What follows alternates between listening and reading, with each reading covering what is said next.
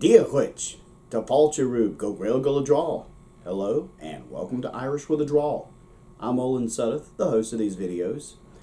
For our first couple of videos, we have been looking exclusively at the very basics of conversation. Today, we're going to go a little bit more into the details, into the construction. We're going to look at the Fada, the Irish accent mark, and we're also going to look a little bit into sentence construction and how that works in Irish.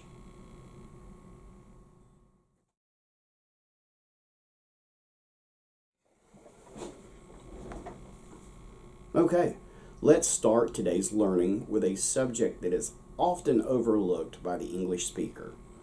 In English, we have no such thing as accent marks. We use the same Latin alphabet that Irish uses. But even though we have many grammar rules, English is notorious for making exceptions or downright ignoring them. As a native English speaker, you learn how to pronounce various words through rote memorization, through trial and error, through paying attention to the other words in a sentence. Irish has a feature called the síneadh Fada, or very commonly referred to simply as the Fada. It's an accent mark that appears over vowels, and it indicates that that vowel will be pronounced with the long sound. Now, I'll admit, like many learners, I really ignored this to start with. If anything, the Fada was nothing but a source of frustration for me. Say when I'd be doing Duolingo and it would remind me, hey, don't forget the accent marks. Or when I'd go to check spelling on something and couldn't find it because I had put the Fada in a wrong place or had ignored it, didn't know how to write it in my keyboard, that sort of thing. I really ignored it for the first month or two that I was learning the language until I had a light bulb moment. I had mistyped, left the Fada out, and came up with a word that exists not only in Irish, but in English, in Spanish, in Italian, in French. Really common little word, and that word is caca. Yes, caca means in Irish exactly what you think it means. Caca is poop. Well, that is C-A-C-A. Now, had I written it properly, C-A-Fada, C-A, that would become caca, which is the Irish word for cake. Well, lo and behold, there are quite a few words that this happens in. There's the word lager. Well, lager in Irish means weakness. However, if you include that Fada, it becomes lager. Well, lager means what you would expect it to mean in English. Lager is beer. How about the word snob? Snob in Irish is dislike, whereas snob is the Irish word for swim. Another one that makes a dramatic difference is ban. Well, ban is a form of ban, which is the Irish word for woman. Ban means female.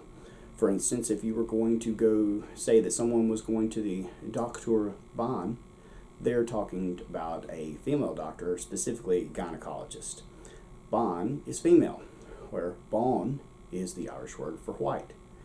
Now, all of those had the A Fada in them, but it continues to apply. You could be referring to brista. Well, brista is the Irish word for broken, whereas brista means trousers, or as we would call them in America, pants. Now, obviously, the Fada isn't going to change the definition of everything. You're not going to have duplicate Irish words that simply have a Fada difference. Not tons and tons of them, but there are enough to show the importance of the difference of those pronunciations, and they're going to impact the pronunciations of words across the board. You can't ignore the Fada if you're going to speak Irish properly. And to me, again, it's a great reminder that that's the difference between poop and cake. That's the Fada for you. So be sure to keep it in mind. Be sure to pay attention.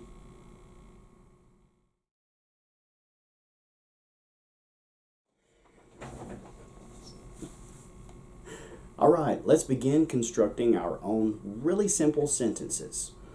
Before we do that, though, you do need to know that Irish is special. English, like most languages, uses the SVO model, or subject, verb, object. Irish is different. Irish uses the Celtic model of VSO, or verb, subject, object, meaning that Irish sentences start with a verb. Today, for our really simple starter sentences, we're going to use tall. You've heard me say tall quite a few times. Tall is really flexible, really useful. It means is, or are, am, I am, he is, they are. That's all covered by tall. To run down our little list of pronouns that help us put our sentences together, let's go with tall may. Tall may, I am. Tall may. Note that this one can get, it's not really shortened, but especially in conic, it gets sort of pushed together. We've talked about that before, and it becomes time. One word, time. And it's just like many things to just kind of help flow together and take that pause out. But anyway, tall may or time, it's the same thing. Tall to, you are. Tall to. Tall to. Tall shay, he is. Tall shay. Tall she is. Tall she. Notice that it's pronounced exactly like English's she, but it's spelled S-I Fada. Tall she'd, they are. Tall she'd. Tall mwich. You'll notice that one has, it's not really a D, it's not really a J, it's sort of the two of them together. J-j. Tall mwich. That's we are. Tall mwich. Do note that that one can also become one word. It's not really any shorter. It's pronounced basically the exact same way, just run together a little bit, and that's talmich. Talmich. Talmwich or talmich. That's we are. So now we have our pronouns. Let's run down a little list of really, really simple little 3-4 word sentences.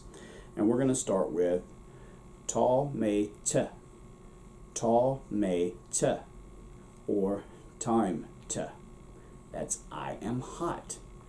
You notice that we have the verb, the subject, which is I, and then the object, hot. Okay? So that's tall may t. Or time t. Tall to fuar. Tall to fuar. You are cold. Tall to fuar. Tall shay shan. Tall shay shan. He is old. Tall shay shan. Tall she og.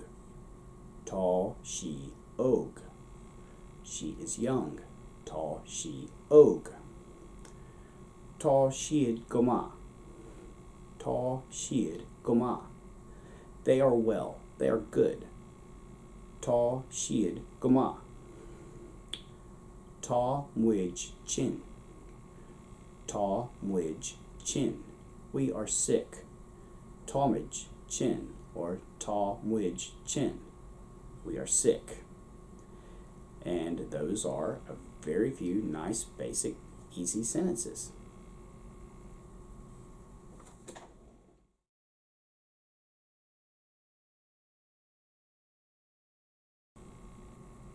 So for our final learning segment today, let's talk about possession. Now in English, possession is pretty straightforward. We throw an apostrophe S after the name of whoever's possessing the item we're talking about. If we're talking about John has a cat, it's John's cat. Kate has a dog, Kate's dog. Irish, as you expected, doesn't do it quite the same. Irish uses egg. It's pronounced egg, spelled A-G, but egg. Now, here's the thing. If we're talking about, let's say John has a cat, okay, that is tall cut egg John. Now, tall cut egg John. We just talked about word order in Irish sentences, VSO, verb, subject, object, and yet John is at the end. How is that? Well, this is one that actually I've just now had a light bulb moment to understand. And that's because egg means at you or at the person. So when we're saying Tá cut ag John, we're actually saying there is a cat at John. So cat really becomes the subject there, and John is really the object, even though when we translate it to English, John has a cat or John's cat, it's literally in Irish, there's a cat at John. Also, you will notice that Tá cut ag John. There's no A in there. There's no N in there, even though we've said that John has a cat. The reason is that the indefinite article, a or an, simply does not exist in Irish. Definite articles like the, that does exist. But in Irish, if we're not talking about a specific entity, specific object, specific item, thing, person, then that's simply omitted. There is no such word for a or an. Now to expand on this, egg is used when we've got a proper name or we've got a specific person, a specific whatever that's owning the item, the specific whatever that has the item or the thing at them. When we're talking in pronouns, when we're talking about me, you, he, egg changes. And actually, I had a little bit of a freak out moment yesterday. I was checking the pronunciations for agam. Agam, rather. Agam is, that means at me. Okay, so that means that I own something.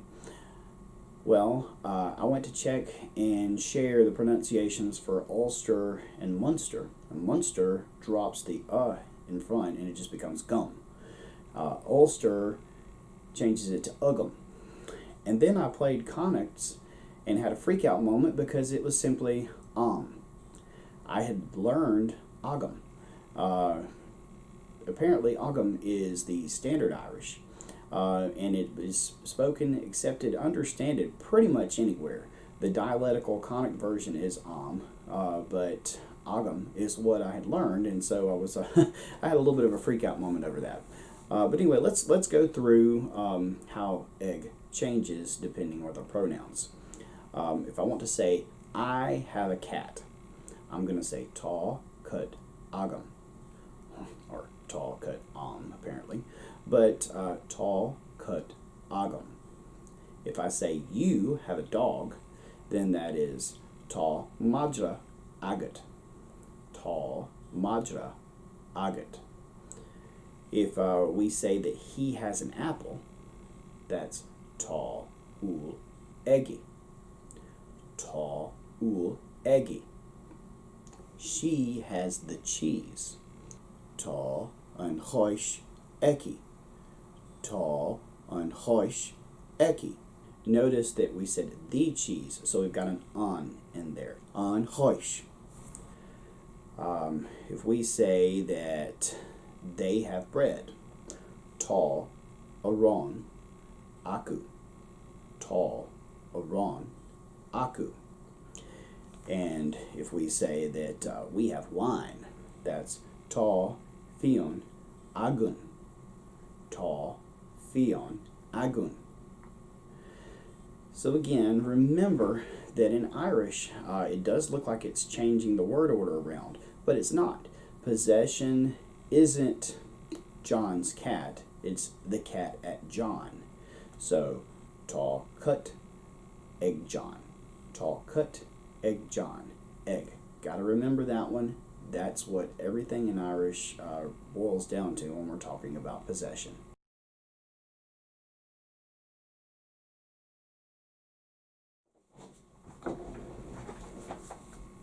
And that's all I've got today. Today we talked about the Fada. That's the Irish accent mark that indicates a long vowel sound. We talked about how the Fada is important not just for pronunciation, but in some cases it can actually change the meaning of a word. For instance, caca, poop, versus calca, which is cake. We talked about sentence structure today, the very beginnings there. We talked about word order being VSO in Irish, or verb, subject, object.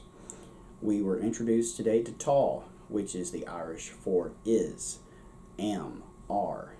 we introduced ourselves to the basic pronouns, may, to, she, she'd, mwich. We talked about possession today and how Irish uses egg, which literally means at the person or the thing possessing, at him, at me, at you, which changes the sentence structure around. And it places the item that is possessed in the subject spot. So, for instance, if John has a cat, that becomes tall cut egg John. And that is what we covered today.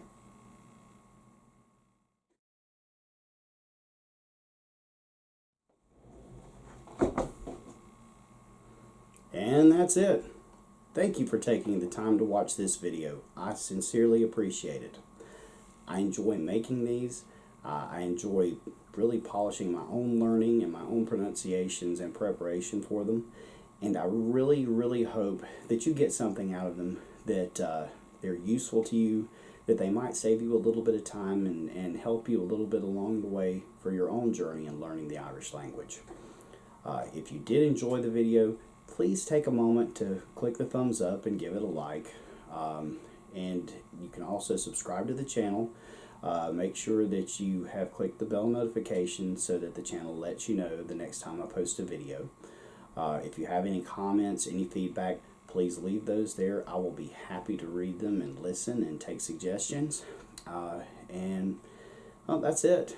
Thank you again for coming. Thank you again for watching. Slán go fóill a charda. Goodbye for now, my friends.